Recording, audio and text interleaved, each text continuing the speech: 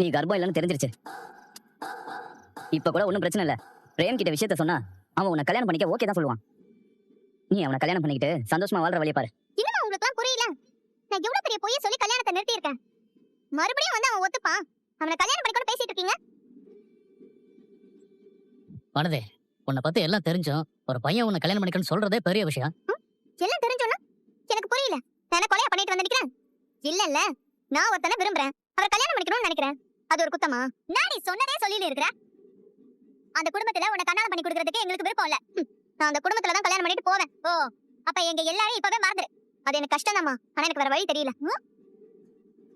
இங்க பாரு, இது விளையாட்டு விஷயம் இல்ல. நீ என் தங்கச்சி. உன் மேல இருக்கிற அக்கறனாலதான் இதெல்லாம் சொல்லுகிறேன். இப்ப எல்லாம் நல்லா குஜாலா தான் இருக்கும்.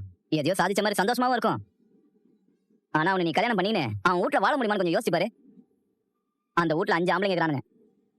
அங்க எப்படி உன்னால இருக்க முடியும்? ஆனா உன்ன இங்க போய் ரூமுக்குள்ள கதவு சாத்திக்கிறியே. இந்த மாதிரி ஒரு ரூம் கூட அங்க இருக்குமான்னு தெரியாது. ஊர்ல எவனுமே மதிக்காத ஊடாது. நல்லது கெட்டது கூட யாரும் அவங்கள கூட மாட்டாங்க. ஊரே அந்த குடும்பத்தை ஒதுக்கிதான் வச்சுக்குது. கொலப்பள்ளி எல்லாம் சுமந்துக்குன்னு பாண்டியோட அப்பா அந்த வீட்டுல தினமும் குச்சின்னு சுத்தினுறாரு. நீ படிச்சவ, பாண்டி படிக்காதவன். வெறும் மெக்கானிக்கா தான் இருக்கிறான். ஆனா அந்த மெக்கானிக் ஷாப் கூட அவனோடது இல்ல. ஏதோ சம்பளத்துக்கு தான் வேலை பார்க்கறான். இப்ப சொல்லு, அப்படி ஒரு வாழ்க்கை உனக்கு தேவையா? இதை பாருமா,